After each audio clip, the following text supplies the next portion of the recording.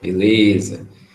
Então, muito bom dia a todos e a todas. Sejam bem-vindos a mais essa aula de História, certo? Vamos ficar aí das 10 às 11 horas hoje, falando um pouquinho mais, né, sobre a Antiguidade Clássica, sempre focando o Enem, que é justamente o nosso objetivo, então, fazer um pouquinho essa revisão, fazer exercícios e deixar você, então, aí preparado, né, para a prova do Enem.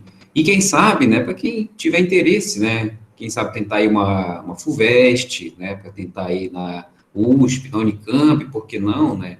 A USP é uma universidade excelente, né, que nós temos aqui, a Unicamp também, uma das melhores do mundo, inclusive, e é interessante até comentar, né, que as melhores universidades do Brasil são públicas, né? Então, quer dizer, quando você se prepara bem, faz, né, as provas do Enem, outros vestibulares, você está se preparando para entrar nas universidades de qualidade, com toda certeza, né? É claro, para quem ficar por aqui, também as oportunidades são muito boas, exatamente, mas eu acho que é interessante, né, pontuar também essas outras oportunidades, né? Você tentar aí, quem sabe, uma Unicamp, né, ir para Campinas. É claro que isso requer, né, maior empenho, requer também um certo preparo, né, psicológico, né, de você vai ter que se afastar da família e tudo mais, mas para quem tem aí sonhos altos, né, e tiver, né, disposto a fazer isso, é uma boa oportunidade, com certeza, né. É interessante ver que no Brasil afora você tem muitos cursos que às vezes a gente nem imagina, né, que existem, né? Tem engenharia aeronáutica, por exemplo, né, o NB, se não me engano, é referência em engenharia aeronáutica, tem oceanografia, então tem curso para todos os gostos, certo? Então, o nosso intuito aqui é de preparar para essas provas, e aí estamos aí dispostos, né, sempre responder lá no WhatsApp, né, no privado, no Google Sala de Aula e por aí, né?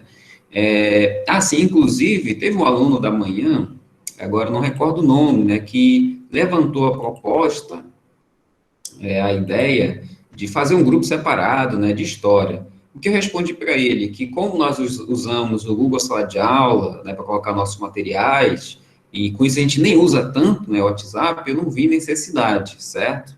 E aí eu só repasso para vocês a resposta que eu dei a ele. Não vejo, então, necessidade de fazer um grupo separado, né? Uma vez que, basicamente, a gente usa o grupo do WhatsApp só para colocar o link, né, da web aula e também fazer a frequência, ok? E aí, sempre lembrando também, para quem tem dificuldade em acessar por conta de internet, eu mando no privado também o material, certo? PDF. Então, se você conhecer algum colega que esteja com dificuldade, devo conversar com ele para me chamar no privado, né? Pegue meu número, que está lá no grupo, né? Me chame lá. E assim também a gente tira as dúvidas que for aparecendo. Ok? Muito bem, galera. Então, dito isto, feitas essas considerações. Ah, Flávio, diga, Flávio. Quer fazer uma pergunta? Pode perguntar.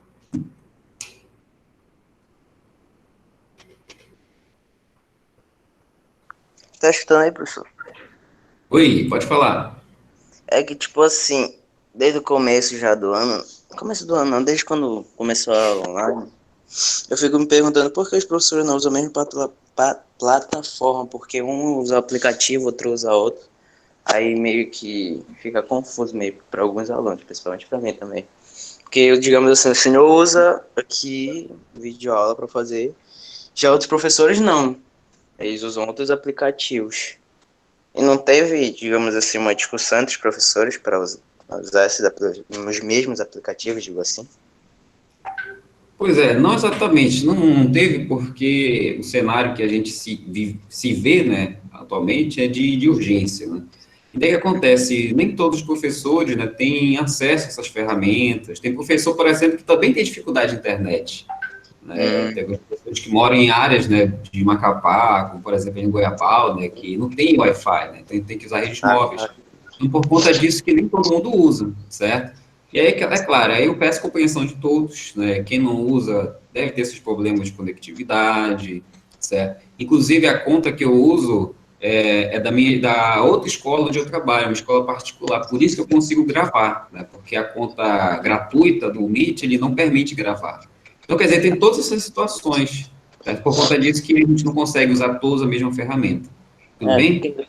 porque também os alunos têm certa dificuldade, como o senhor falou, né, em questão de Sim, internet. sim, com certeza. Muito no começo também estava dificultando em poder ver as videoaulas, somente o senhor usando essa plataforma aqui. No começo estava dificultando, agora que já está mais bom. Mas era só isso mesmo, queria perguntar só para poder Ah, organizar. sim, tranquilo. Sem Porque eu também. problemas. É importante a gente discutir isso. Assim, não é questão, assim. Sei que não tem nada a ver com coisa, só uma curiosidade mesmo. Porque eu acredito que os professores também tenham dificuldade para dar aula. Ok. Beleza, Flávio? Então Mas será obrigado. isso? Era só essa Beleza. curiosidade. Pode continuar, desculpa. Tudo bem, né? Aí lembrando, como eu falei, quem tiver dificuldade, não conseguir acessar o sala de aula, né? Me chame no privado, que eu mando também o material em PDF. Eu não mando no grupão, né? Porque boa parte tem acesso ao sala de aula. Então, assim, a gente evita de estar sobrecarregando a memória desnecessariamente, tá? Mas quem tiver dificuldade, eu mando no PV sem problemas, ok? Muito bem, vamos lá então, já são 10h12. Vamos dar continuidade, né, ao nosso assunto, fazer realmente o que a gente se propõe. E aí, olha só, eu gosto sempre de pegar questões e comentar, né? Você já percebeu? E aí, vamos lá pegar algumas questões que eu notei um pouco de dificuldade. Uma delas foi essa aqui, questão 4 do exercício de Grécia Antiga, parte 3, né? Que foi o último exercício que nós passamos, tá? Na questão 4, olha só, caiu aí na PUCamp, certo? É a prova, né, para entrar lá na Unicamp, inclusive. Considere o texto abaixo. Do ponto de vista territorial, uma polis, vamos marcar, se divide em duas partes, a Acrópole e a Ágora. No entanto, se perguntássemos a um grego da época clássica o que era polis, provavelmente esta não seria a sua definição. Para ele, a polis não designava um lugar geográfico, vamos marcar, não designava um lugar geográfico, mas uma prática política exercida pela comunidade de seus cidadãos. Se no caso da polis o conceito de cidade não se referia à dimensão espacial da cidade, e sim à sua dimensão política, o conceito de cidadão não se refere ao morador da cidade, mas ao indivíduo que pode participar da vida política. Tudo bem, galera. Então, olha só, né? O que esse textinho está mostrando para a gente? Que a ideia, né, dos gregos antigos, né, de polis, de cidade, política, eram diferentes das nossas ideias, né? Isso aí você já percebeu. Por exemplo, como ele fala no texto, quando se perguntava para o grego o que era a polis, né, ele não ia falar do lugar geográfico, ele não ia falar das características, mas ia falar justamente, né, dessa prática política. Então, perceba que a polis pode ser entendida, então, como um conjunto das práticas políticas feitas pelos cidadãos. Faz uma comparação, como se perguntasse o que é Macapá, né, vamos supor. O que seria a definição de Macapá para os antigos? Não era a localização geográfica, o fato de ela estar na linha do Equador, no estado do Amapá, etc. Mas ser uma comunidade, né, de cidadãos, de pessoas que se juntam para discutir o andamento dessa cidade, né, as melhorias para essa cidade, certo? E é por conta disso que o cidadão, então, na antiguidade, não é exatamente o habitante, mas sim aquele que pode participar da política. E você lembra que a gente falou que Atenas, o berço da democracia, ela tinha uma cidadania extremamente restrita. Por quê? Só podia ser cidadãos quem? Escreve aí para mim, vamos fazer uma revisãozinha, né? O que era necessário para ser cidadão em Atenas? Escreve para mim, eu falo. Vai lá. Falei, lembra? Ser homem, ótimo. Que mais? Que mais? Ter mais de 18 anos. E tem mais uma situaçãozinha aqui. Qual era? Ser homem, mais de 18 anos. Qual era o terceiro? O fundamental. Esqueceram? Ele tinha que ser filho de quem? Pai e mãe ateniense. Muito bem, Wani, exatamente, né? Então, pensei, eu tinha que ser homem, então já se excluía as mulheres. Tinha que ser maior de 18 anos, né? Excluía as crianças, né? Enfim. E tinha que ser filho de pai e mãe ateniense. Isso excluía quem? Os estrangeiros, chamados de metecos, bem como também os escravos, uma vez que os escravos, por serem feitos em guerras, né? Eles não eram, então, filho de pai e mãe atenienses. Obviamente, além do fato de ser escravo, não era cidadão. Então, perceba que a cidadania ateniense era restrita, porém, isso era ser cidadão, né, em Atenas. E aí, vamos lá a questão. O conhecimento histórico e o texto permitem afirmar que, na Grécia Antiga, quem responde para mim, por favor? Qual foi o que vocês marcaram? Exclui as mulheres também, estou muito bem lembrado. Perdão, acho que eu não comentei? Se não comentei, né, ressalto. Exclui as mulheres. Então, a alternativa correta é a letra... Cadê aqui? Pronto. Letra A? Vamos colocar o pontinho letra A. Quem acha que é outra?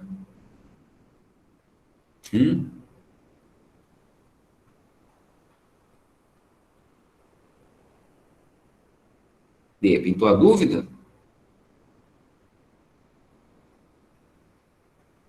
Vamos falar logo da A, letra D? Ah, agora sim. Vamos colocar o pontinho letra D. Ótimo. Vamos lá, mais alguém? O voto de Minerva, letra A ou letra D? Comenta aí.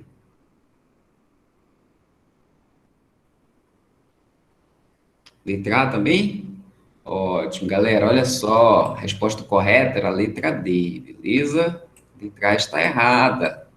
Vamos entender. Olha só. Permite, né, afirmar que na Grécia Antiga a soberania dos cidadãos, dotados de plenos direitos, era fundamental para a existência da cidade-estado.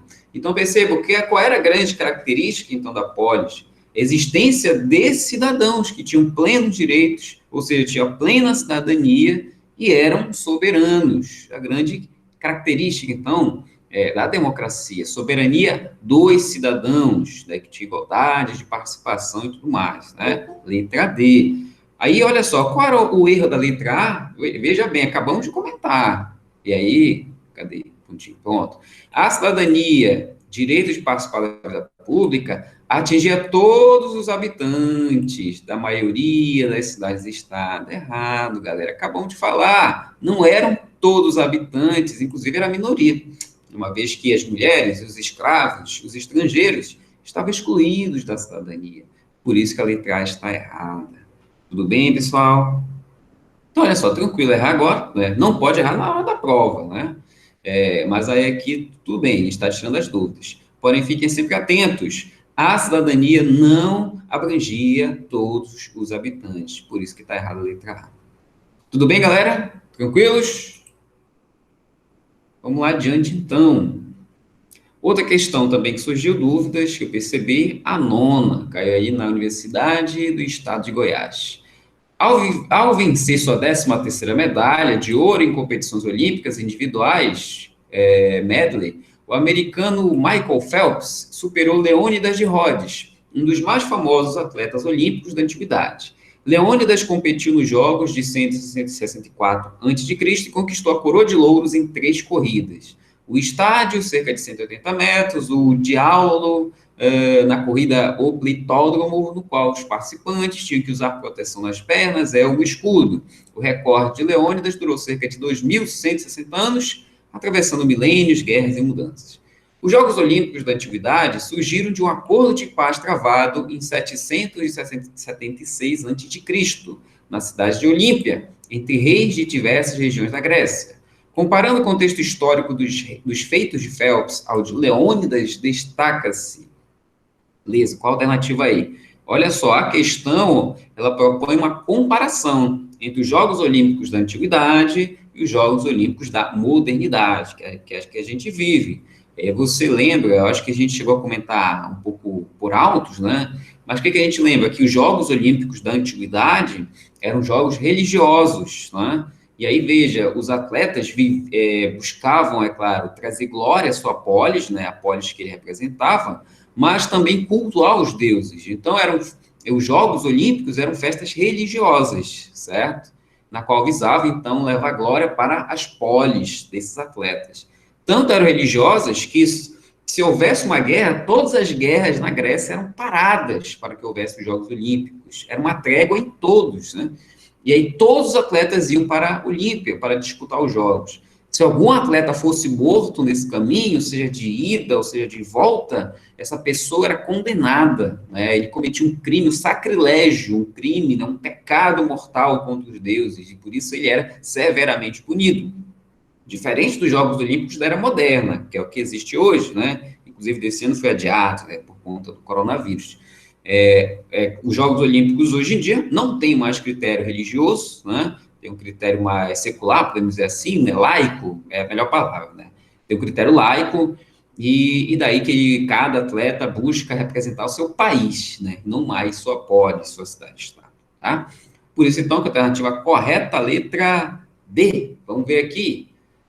Caráter secular e nacionalista dos Jogos Modernos, uma vez que os atletas gregos competiam em nome de suas cidades-estado e os Jogos eram realizados em honra a Zeus. Perfeito, galera. Sagaz.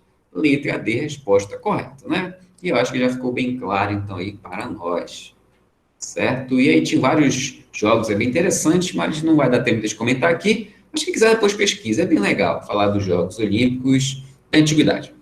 Fundação Getúlio Vargas, 2017. A partir do século V a.C., a guerra tornou-se endêmica. Endêmica, sabe o que quer dizer endêmica? A guerra tornou-se endêmica. Endêmica, não é epidêmica? O que quer dizer endêmica? Alguém sabe? É hora de saber o significado das palavras. Ninguém? Endêmica quer dizer que ela se espalhou, vamos dizer assim, certo? É um pouco a raiz, né? A palavra endemia, né? Então quer dizer algo que se espalha, certo? Então a guerra tornou-se endêmica, se espalhou no Mediterrâneo. Foram séculos de guerra contínua, com maior ou menor intensidade ao redor de toda a bacia. O trabalho acumulado nos séculos anteriores tornara possível um adensamento dos contatos, um compartilhamento de informações e estruturas sociais, uma organização dos territórios rurais que propiciava a extensão de redes de poder. Foram os pontos centrais dessas redes de poder que animaram o conflito nos séculos seguintes. Sobre esses séculos de guerra contínua, é correto afirmar que, olha só, aí a gente lembra nessa questão, que a partir lá do século V a gente vai ter as guerras médicas, ou também chamadas guerras greco-pérsicas, que eram guerras, né, em que o Império Persa desejava invadir a Hélade, né, a Península Balcânica, e assim dominar as cidades-estado gregas. E aí falamos, né, que as cidades-estado gregas, de maneira inédita, vão se unir, aí vão se juntar para lutar o inimigo comum. Beleza. Depois que eles expulsam, né, os persas, a guerra depois continua com a Liga de Delos, chefiada por Atenas, e terminado esse conflito, Esparta, com medo do fortalecimento de Atenas, funda a Liga do Peloponeso. E aí vamos ter a Guerra do Peloponeso, que enfraquece toda a Grécia, né? Muito bem, lembrado disso, a resposta correta, letra C. Vamos ver a letra C. Cadê aqui o ponto? As guerras médicas entre persas e gregos, resultaram na vitória dos últimos, os gregos. E em meio a esses confrontos, permitiram que Atenas liderasse a Liga de Delos, aliança de cidades-estado gregas, com o intuito de combater a presença persa no Mediterrâneo. Corretíssimo, letra C, galera, certo? Letra C, né? A Liga de Delos surge, chefiada por Atenas, para continuar o conflito contra os persas, né? Fora da Península Balcânica. E aí, um dos motivos era porque Atenas era uma polis mercante, precisava então expulsar, né, afastar essa influência persa no mar Egeu, que era onde Atenas comercializava. A letra C está correta, certo? Vamos só explicar a letra E, então, vamos ver o erro da E. A Guerra do Peloponeso, o mais importante conflito bélico da antiguidade, envolveu as principais cidades-estado gregas, que aliadas a Roma, aqui já errou tudo, beleza? Enfrentaram e derrotaram as forças militares cartaginesas. Não, aqui já misturou a Guerra do Peloponeso com as guerras púnicas, tá? Por isso que a letra E está correta, está errada, tá? A letra E errada, letra C correta. E o tema de hoje vai ser justamente isso, né? Falando de Roma, guerras púnicas, Cartago. E aí, cadê? Pronto. E vamos começar o nosso assunto de hoje, okay? Que é Roma, tá? Se tiver alguma dúvida mais, comenta aí no chat, beleza? Mas aí, se ninguém comentar, entendo que aí já deu para tirar essas dúvidas, né? E a gente pode continuar, então, com o assunto de hoje. Então, vamos falar de Roma. E aí, é claro, vem a pergunta, por que falar de Roma? Né? Porque cai no Enem, cai nos vestibulares? Com certeza. Mas também, é claro, é importante ir um pouco além, entender a importância de se estudar Roma, né? A importância de se entender essa civilização que surgiu, né, há séculos, né, atrás, milênios atrás, e perceber que essa civilização até hoje nos influencia. Como? Vamos lá. Bom, uma das primeiras heranças de Roma é a ideia de república, a res publica, e a gente tem essa imagem, né? Os leitores levam ao cônsul Brutus os corpos de seus filhos. Beleza, falando rapidinho dessa imagem, o que acontece? Brutus, que é esse cara que está aqui no escuro, né, contemplativo, ele era cônsul de Roma, já já falaremos o que era um cônsul. E aí o que acontece? Ele vivia no tempo da República Romana. E aí, em tempo que ele era cônsul, descobriu que seus filhos tramavam contra a República. Eles queriam acabar com essa organização política, queriam poder para si, enfim, né, queria acabar com a República. O que foi que ele fez? Mesmo ele sendo pai desses indivíduos, ele mandou, né, que eles fossem executados, né, ou seja, que fosse cumprida a lei penal da época. Né. E aqui você percebe Brutus, que é o pai, né, aqui no escuro contemplativo, enquanto aqui nós vemos essas mulheres no claro, chorando, desesperadas, vendo, né, os filhos mortos, né, que os leitores carregando os corpos dele. É claro que é uma visão meio machista, né, a ideia que o homem fica contemplativo, que a mulher fica desesperada. Também não é à toa, né, esse quadro foi pintado ali no final, no início do 19, final do 18, início do 19, a mentalidade era essa. Acho que é importante a gente entender. A república quer dizer o quê? A coisa pública. Então, na república, qual o principal bem que deve ser defendido? É o bem de todos, o bem de toda a comunidade. E esse bem comunitário deve superar o bem privado, certo? Então, essa ideia de república nasceu em Roma. Assim como a democracia surgiu na Grécia, a ideia de que o poder, né, dos cidadãos, a república, que é a ideia de um regime político e que o bem de todos deve ser buscado, né, sempre surge em Roma, ok? E daí que hoje em dia, né, você sabe que o Brasil, desde lá do 15 de novembro de 1889, né, é uma república, ou seja, a gente não tem um monarca, não tem um imperador. E daí que o poder, então, deve ser realmente, deve emanar, de fato, dos cidadãos, que é aí o povo, né, brasileiro, certo? E a gente entende, por exemplo, porque, né, vamos fazer um exemplo, só para a gente entender um pouco esse conceito. Por que é um crime, né, quando o chefe de Estado, ele tenta usar das instituições políticas ao seu favor, e não ao favor do país, né? Isso é um crime contra a República, é algo que não é nada republicano. Assim como a corrupção, por exemplo, né?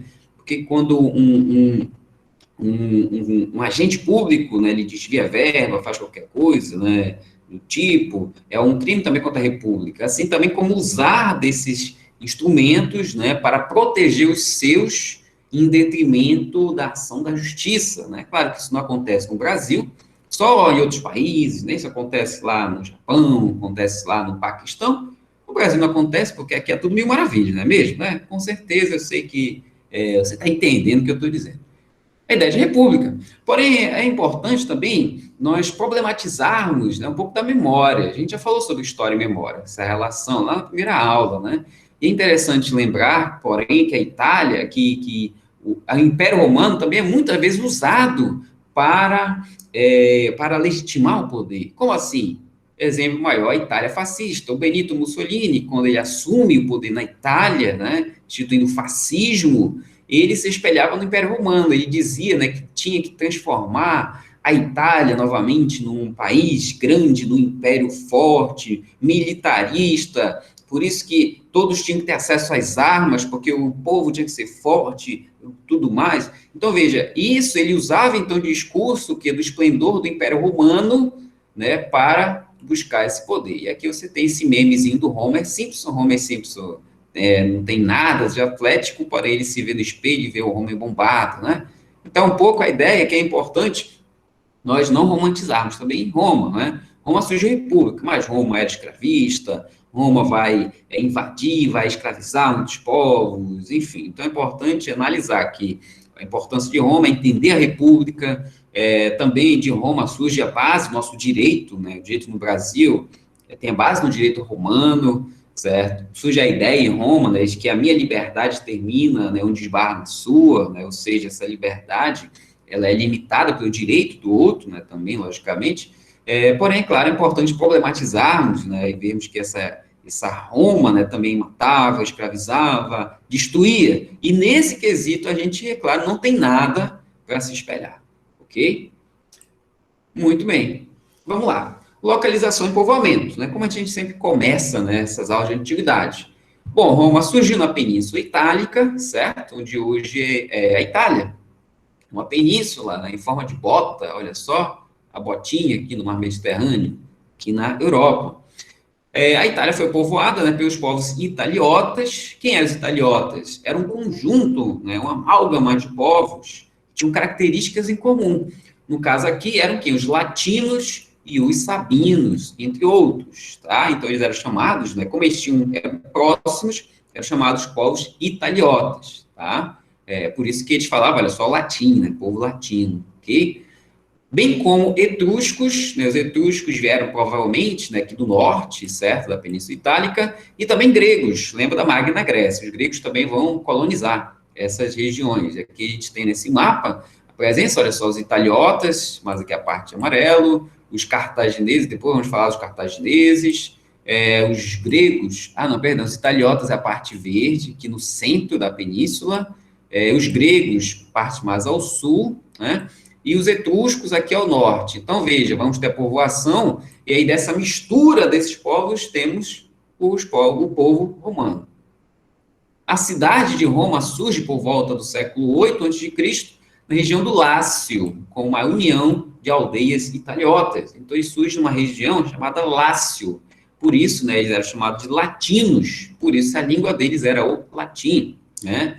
E aí o latim, inclusive, né, que vai ser a mãe de várias línguas europeias, né, como o francês, o italiano, o espanhol, o português, né, por isso que a gente tem um pouco essas semelhanças nessa língua, porque surgimos, né, aí do latim, ok? Então essa aqui é a origem histórica, né? Então esses povos vão se unir e formar uma aldeia, né? E essa aldeia, então, de camponeses, de agricultores, de criadores de animais, né? Vão formar Roma, tá? Então, dessa mistura dessa galera aqui, na região do Lácio. O Lácio, que é essa área, né? Aqui, mais ou menos no centro, né? Da Península Itálica.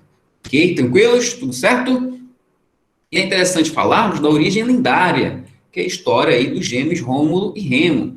Galera, vocês já viram essa imagem antes? Comenta aí para mim, por favor. Vocês já viram isso? Se vocês já viram, vocês viram onde? Hein? Escreve aí, já onde que você já viu, Hugo? O Marcos já não viu. Pronto, apresento-lhe a loba capitolina. Onde que você já viram? Galera que gosta do futebol internacional, futebol europeu, já viu essa imagem? Lembra alguma coisa? Cadê? Tu fala.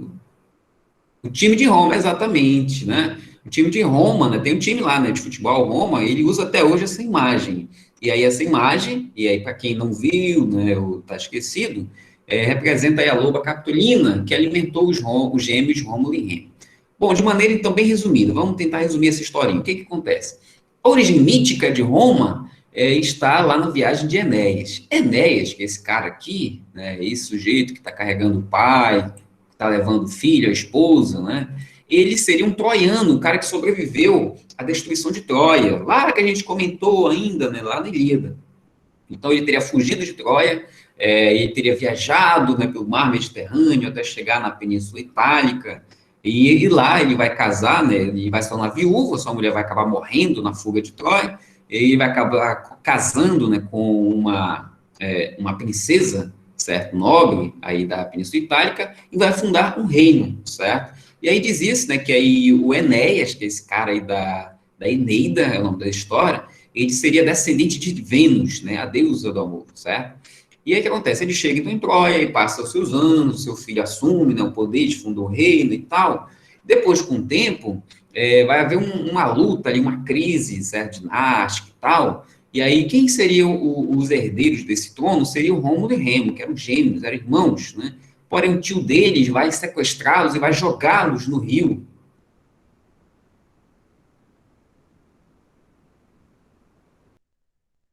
e os alimentou, certo? Por isso eles estão aí tomando, né, se alimentando, né, da loba, certo? Depois de um tempo, eles foram encontrados por um grupo de camponeses que os acudiram, eles cresceram, descobriram da sua origem, né, e descobriram, então, do seu destino, certo? E, com base nisso, eles voltaram ao reino, né, de Alba Longa e destronaram o seu tio malvado, certo? E, no final das contas, então, eles venceram a luta, né, e aí eles vão acabar ganhando uma outra região para fundar um reino. E aí o que acontece? Que esses irmãos vão acabar entrando em choque entre si, o Rômulo acaba matando o Remo, né? Por isso que aí, dessa morte do Remo, Rômulo, choroso, muito triste por ter matado seu irmão, funda, então, uma cidade, né? E a cidade ele batiza de Roma, em homenagem ao Remo, que tinha morrido, certo? E aí, é claro, dessa cidade começa a chegar muitas pessoas, aí dessas pessoas que chegam de várias partes da Itália, funda-se Roma, tá? Então, quer dizer, é uma origem mítica, né? Porque ele busca comparar a história dos romanos, né? Buscar uma raiz lá na Guerra de Troia. De certa maneira, eles tentam com isso, então, se aproximar, né, dos gregos. Os gregos, de certa maneira, que era um modelo de civilização na antiguidade, e tem toda essa parte de heroísmo, descendência de heróis, para dizer que os romanos eram os caras, certo? É uma história um pouco parecida, né, de certa maneira, com a Ilíada e a Odisseia, né, cheia de monstros, de deuses, mas que nos ajuda a entender um pouco essa mentalidade romana, tá? Beleza. Vamos lá. Então, olha só, galera. Roma se divide geralmente em três partes, né? O período da monarquia, o período da república e o período do império, certo? Hoje falaremos da monarquia, um pouquinho da república, e no próximo encontro falaremos da crise da república e do império, tá? Bom, primeira fase, então, a monarquia, 753 a 509 a.C., ok? E aí, veja bem, Roma surge como povoado, acabamos de falar. Quando os etruscos chegam a Roma, os etruscos começam a transformar esse povoado numa cidade, certo? Então, o que a gente tem na monarquia? Durante o período monárquico, a gente tem, é claro, a existência de reis, né? Monarquia lembra rei, né? Poder de um. Os quatro primeiros reis eram latinos e sabinos, eram italiotas. Os três últimos já foram etruscos. Esses etruscos vão promover a urbanização de Roma, tá? Então, a partir dos etruscos que Roma começa a ganhar feições de cidade, tem prédios públicos, construções, começa a usar essa arquitetura de arco, ok? Então, toda essa característica da arquitetura romana surge com os etruscos. Os etruscos levam também muito de sua cultura para Roma, eles começam a drenar pântanos, fazer umas obras de saneamento de Roma. Os etruscos, então, vão ser muito importantes para Roma, tá? Nesse período também, nós temos a organização clássica da sociedade romana, certo? Bom, aqui é a monarquia, então havia ainda o rei, logicamente. Agora, a classe que mandava realmente era dos patrícios, que era essa turma aqui. Galera, olha só, quando falamos em aristocracia na antiguidade, você lembra sempre que eles têm terras e têm, né, privilégios, têm direitos políticos. E era isso, né, que caracterizava os patrícios, tá? Os patrícios, então, tinham terras, eram latifundiários, ok? Eram poderosos, e eles também tinham privilégios, tinham cidadania, podemos dizer assim, no tempo ainda da monarquia, ok? Outra galera eram os clientes, beleza? E agora os clientes tinham uma característica muito própria, né? Perceba que o cliente ele nem forma um andar, né? Meio que ele está entre os plebeus e os patrícios. O que acontece? Os clientes, em sua maioria, eram plebeus que viviam, né, sob dependência dos patrícios, tá? Então, quer dizer, esses patrícios que tinham terras, eles possuíam clientes, e os clientes, então, eram livres, tá? Mas eles viviam dependentes dos patrícios. Então, podia ser em questão de trabalho, eles podiam, por exemplo, residir na terra dos patrícios, né? E aí nós temos essa relação de dominação, né? Os patrícios usavam, né, dos clientes quando necessitavam, seja questão de trabalho, seja questão política. Então, os clientes viviam nessa relação de dependência, né? Tá? E eram geralmente, né, plebeus, ok? O grosso da população nesse momento eram os plebeus, ok? Essa galera bem aqui. Quem eram os plebeus? Eles eram livres, né? Porém, não tinham aqui ainda, né, condição de cidadania, não tinham direitos, não tinham privilégios. E no tempo da monarquia era a maioria da população, tá? Abaixo dos plebeus estavam os escravos, que aqui ainda não era exatamente uma maioria no tempo da monarquia, tá? Os escravos, assim como na Grécia, eles surgiam através de guerras, através de dívidas ou através da descendência, tá? Então, você lembra sempre dessas características aí, que é o que define o escravismo na antiguidade, né? Professor, os escravos, eles eram negros, eles eram tinha uma etnia própria? Não, assim como na Grécia, né? Essa relação racial ainda não existia aqui. Fica bem atento a isso, ok? Preste bem atenção nisso, tá? Os escravos por guerras, dívidas por descendência, tá? Era então aqui a sociedade romana. Tranquilos? Tudo certo? E aí, veja bem, além do rei, quem mais mandava na sociedade romana? Quem eram os organismos políticos da monarquia romana? Era o Senado, certo? Bem como também a Assembleia. E aí, olha só, vamos explicar aqui. O que era o Senado e o que era a Assembleia? O Senado, olha só, era o conselho dos chefes das famílias patrícias, que tinham entre suas funções a de eleger o rei. Opa, perceba bem. O rei ele tem mais poder aqui, porém, esse poder ele compartilha, né, esse poder com o Senado. E daí que o Senado, então, era essa Assembleia das Famílias Patrícias. Quem participava do Senado eram os anciãos, né? Por isso que o Senado também pode ser comparado a uma Assembleia de Anciãos, né? Um conselho de anciãos aí dos romanos. Quem participava do Senado? Apenas os patrícios, tá? A galera lá que tem terras tem privilégios. Além do Senado, havia também a Assembleia, formada por guerreiros até os 45 anos. Então, o restante, né, de patrícios, também alguns clientes, podiam fazer parte da Assembleia. Porém, quem mais tinha poder era o rei, que compartilhava esse poder com o Senado nesse momento. Okay? E daí que acontece?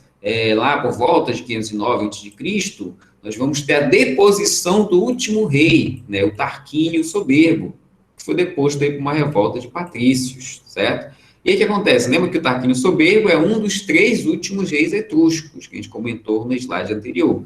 Então, essa revolta, ela pode ser, nós podemos dizer que vai ser uma revolta, né, porque os patrícios queriam mais poder, os patrícios também não enxergavam os etruscos com bons olhos, né, consideravam eles estrangeiros, por isso também que eles vão depor o Tarquínio Soberbo, ok? Mas o que é importante saber é que dessa revolta contra o rei, contra o Tarquínio, né, a gente vai ter a criação de um novo regime político, que vai se chamar a República, que vai ser, inclusive, a principal parte, né, o principal momento da história de Roma, por isso que a gente se detém mais nela, República Romana. Beleza, galera? Tranquilos? Tudo certo? Comenta aí, escreve aí, sagaz. Tá tudo sagaz aí com vocês? Beleza? Aí.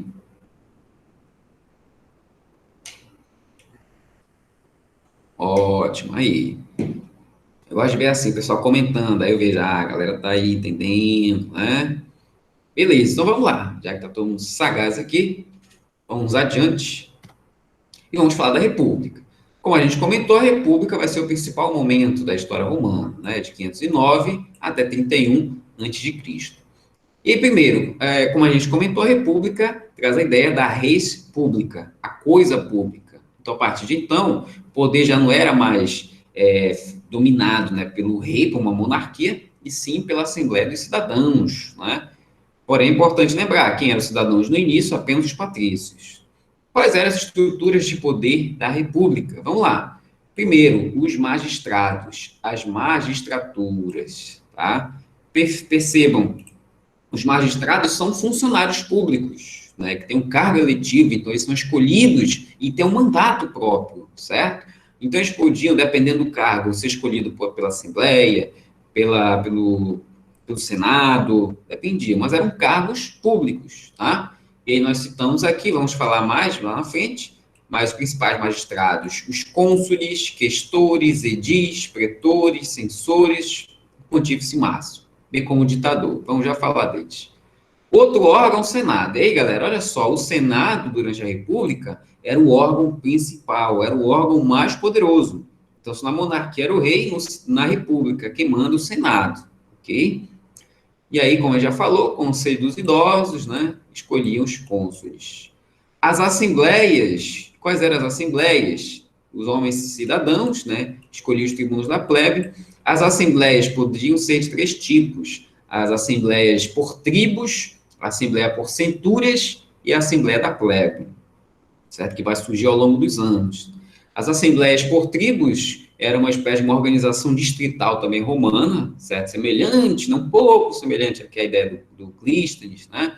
Então, dividia Roma em distritos, né, em tribos, e aí havia a Assembleia das Tribos, né, dos que tinham cidadania. As assembleias por centúrias eram assembleias dos soldados, que se reuniam, né, certo? E as assembleias da plebe, né, era a reunião da plebe, para discutir assuntos voltados aos plebeus, tá? Que vai surgir também ao longo do tempo, beleza? Os magistrados, então, vamos lá. O principal deles era o cônsul, melhor dizendo, os cônsules, porque eram dois, certo? Eram responsáveis pelo comando dos exércitos em tempo de guerra, além de presidir o Senado e os comícios. Comícios é outra palavra para assembleia, é a mesma coisa, tá?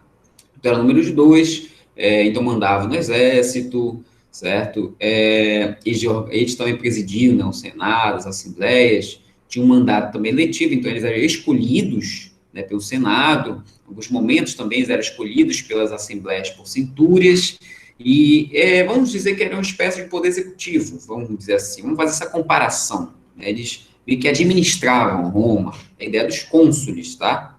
Em número de dois. Pretores eram responsáveis pela justiça. Então, os pretores, e aí você lembra que o cônsul, né, com sua vara, né, poder político, os pretores, então, administravam a justiça, ok? Eram escolhidos também aí, né, pelas assembleias. Os edis, ou edis, né, eles tomavam conta dos serviços públicos, abastecimento da cidade, segurança, pavimentação das ruas, organização dos jogos públicos. Então, os edis cuidavam do espaço público, podemos dizer assim, certo? Eram uma espécie de zeladores, vamos dizer, né? Cuidavam das obras públicas, as festividades também, as festividades religiosas também tinham caráter cívico, certo? E aí eram também os que cuidavam dessa organização. Questores cuidavam, né, principalmente do tesouro público. E aí, né, o edil tem também uma vara aqui, os questores têm uma espécie de uma sacola de moeda, né? Isso que é claro, só para representar, né, a função de cada um, cuidavam do tesouro público, a cobrança de impostos, tá? Questores. Os censores, né, segurando aqui essa folhinha, faziam a contagem da população, mantinham controle da conduta do cidadão e supervisionavam as despesas públicas. Então, os censores faziam o censo, que era a contagem da população, e qual era a finalidade disso? Era fazer a contagem para a gente ter uma ideia, né, da cobrança de impostos, da cobrança de tributos. E aí a gente lembra, é claro, né, quem aí vai à igreja, seja católico, evangélico, tanto faz, né, lembra, né, de quando Jesus nasceu, que aí o José, né, tinha que ir para Belém, porque ia ter o censo, a contagem da população no Império Romano, né, então meio que a gente percebe a presença desses magistrados, desses funcionários públicos, tá? Censores. Tem outro cargo também que não está aqui, que é o do ditador. E o ditador, veja, ele era escolhido em tempos de crise, certo? Ou em tempos de guerra, e ele tinha um mandato de 6 meses apenas. Então, perceba bem que o ditador surge também em Roma. Porém, o ditador era escolhido para um mandato de 6 meses. Então, terminados 6 meses, o ditador, então, saia fora, certo? Então, perceba que o ditador era escolhido com plenos poderes, mas ele tinha um mandato, né? Um tempo específico. Acabou aquele tempo, não era mais ditador. Bom, beleza, esses eram os magistrados, os funcionários públicos. Outro órgão que a gente comentou, o Senado, né? O Senado era o principal, né? Se reunia aqui, nesse prédio, tá? Cura Hostília, formulavam leis, escolhiam os cônsules, como a gente comentou. Eles eram formados, né, pelos patrícios. Depois, ao longo do tempo, que vão começar a criar leis permitindo a entrada também de plebeus. Porém, em todo o período de Roma, o Senado sempre vai ser dominado pelos patrícios. Então, até mesmo quando os plebeus começam a fazer parte, os patrícios também vão continuar existindo. Por isso que é importante não confundir república com democracia, que uma coisa não é necessariamente outra. No caso aqui, a gente pode dizer que Roma era bem mais oligárquica do que democrática, tá? De qualquer maneira, era uma república, tá? E aqui o Senado. Muito bem. E olha só, galera, então perceba que aí temos a transição para a república, show de bola, não tem mais rei e tal. Porém, o que acontece? Que os camponeses, eles começam a exigir participação política. Os plebeus começam a exigir, os plebeus que eram camponeses, trabalhadores e tudo mais, certo? É importante ter em mente que a condição de patrício e de plebeu era uma condição hereditária, tá? Então, o cara que nascesse patrício ia continuar patrício. O plebeu, ele podia até enriquecer, porventura, mas ele ia continuar sempre plebeu, tá? E por conta disso, que os plebeus começaram a exigir também direitos políticos, começaram a exigir também uma participação política. Mesmo porque a gente vai ver um pouquinho à frente que Roma começa seu processo de expansão territorial, as suas guerras, e quem fazia parte do exército, do grosso do exército, eram os camponeses, certo? Então isso também vai acabar ocasionando essa pressão por mudanças sociais.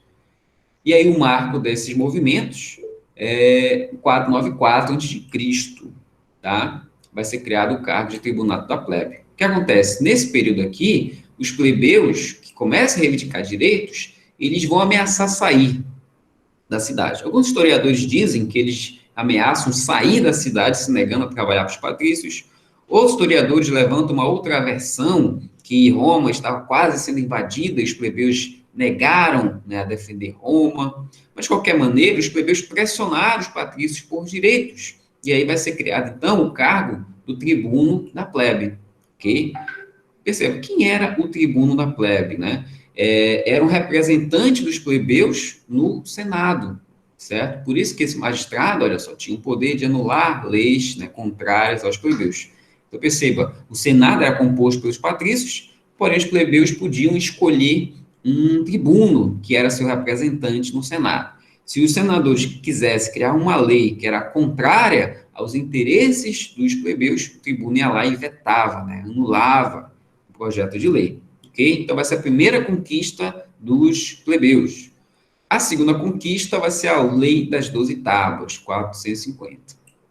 O que foi a Lei das 12 Tábuas? Instituiu leis escritas. E vamos lá, galera, aquela mesma pergunta que eu já fiz lá em Grécia, eu vou fazer de novo para ver se você está ligado. Galera, não existia leis em Roma ou já existia? Por que que as leis escritas vão ser importantes? Vai, comenta aí. Por que isso vai ser importante? Como eram as leis antes?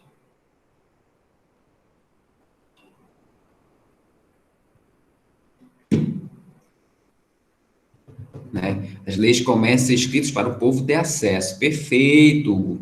Então, da mesma maneira, lá aqui em Atenas, as leis eram orais, eram faladas, porém só quem sabia eram os patrícios.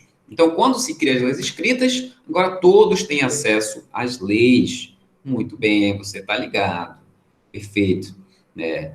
Exatamente. E dava essa segurança, muito bem, Heitor, né? Porque agora o indivíduo sabia exatamente onde era o seu direito, né? Qual era o limite do seu direito e assim podia pleitear, né, a justiça. Por isso que é importante as leis das 12 tábuas. Muito bem. E aí é um marco, inclusive é interessante até comentar que para formular a lei das 12 tábuas, eles vão visitar a Grécia, né? Vão se mirar, vão se inspirar nos gregos para fazer a lei das 12 tábuas e depois o Código Romano. Depois, Lei Canuleia passa a permitir o casamento entre patrícios e plebeus, certo? Então, perceba, era proibido o casamento entre patrícios e plebeus. Porém, com a Lei Canuleia, esse casamento passa a ser permitido. E aí, do fruto desse casamento, surge uma nova classe social, que são os nobilitas. Perceba, então, quem nasceu desse casamento não é nem patrício nem plebeu, é o nobilitas. Depois, 367, Lei Licínia Sestias, regulamentou a exploração das terras públicas, o ager públicos, certo? Instituiu que dos dois cônsules, um tinha que ser plebeu. Então, perceba, a Lei Licínia Sestias, ele vai regulamentar a exploração das terras públicas, tá? Então, essas terras, né, inclusive, ela vai regulamentar que devia ser doada quem não tivesse terras. O que eram as terras públicas? As terras conquistadas em guerras, tá? Então, quando Roma conquistava um território, que essa terra vira uma terra pública, essa terra então era regulamentada por essa lei. Dos dois cônsules, um dos cônsules tinha que ser agora plebeu. Então, perceba agora que os plebeus, né, estão conquistando direitos, né, podem participar mais da política. Depois, 286, a Lei Hortência decide que as decisões tomadas pelos plebeus, né, passam a valer para todos. Lembra que já existia aqui a Assembleia da Plebe, porém a Assembleia da Plebe só falava o que dizia respeito aos plebeus, tá? Com a Lei Hortência, o que eles decidiam na Assembleia da Plebe passava agora a valer para toda a Roma, independente, né, de ser plebeu, ser patrício, ser nobilitas. E a lei Poetélia Papíria, que vai abolir a escravidão por dívidas. Da mesma maneira, acaba a escravidão por dívidas, porém continua existindo a escravidão por guerras, tá? Beleza? E aí, olha só, então dessas leis, o que é importante lembrar de todas elas, as mais importantes é o que? Do Tribuno da Plebe, né, que foi a primeira, a Lei das 12 Tábuas, certo? Além também da Lei Licínia e a Lei Poetélia Papíria. Essas quatro são as principais, né? A lei que cria o Tribuno da Plebe, representante plebeu no Senado, a Lei das 12 Tábuas, leis escritas, Licínia, né, ela vai instituir que um dos cônsules tinha que ser plebeu, e a Poetélia Papíria, que abole a escravidão por dívidas. Porém, é claro, continuando a existir a escravidão por guerras. Ok, minha gente? Tranquilos? E aí, olha só, pessoal, deixa eu ver aqui. Na próxima aula, continuaremos falando sobre o imperialismo romano, né, sobre a expansão romana ao longo do mar Mediterrâneo, sobre as revoltas de escravos, sobre a reforma agrária, a crise da República, e assim vai. Beleza? Nosso tempo já está se esgotando. Pergunto a vocês, alguma pergunta, alguma dúvida? Tem algum ponto que vocês gostariam, né, que explicasse mais desses 3 minutinhos? Ou está tudo tranquilo?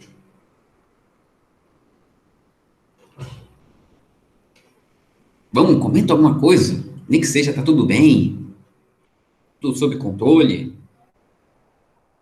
Ah, tudo tranquilo, ótimo, tranquilo. Beleza, galera. Muito bem. E olha só, a gente vai fazer logo a frequência lá, então, né, no WhatsApp. A gente vai encerrar por aqui, porque nosso tempo esgotou. Mas próxima semana, se Deus quiser, a gente se vê. Lembrando que lá no Google Sala de Aula já tem todo esse material. Logo vai estar a gravação dessa aula e também já tem os exercícios. Leia lá a apostila que eu coloquei e vá fazendo os exercícios também. Qualquer dúvida, é só nos chamar aí no privado, só comentar lá no Sala de Aula, ok? Desejo a todos, então, um ótimo dia, um bom almoço mais tarde, saúde sempre, se cuidem. E aí a gente se vê aí mais tarde, com a graça de Deus, tá? Valeu, galera. Obrigado pela participação. E tudo de bom para vocês, tá? Valeu!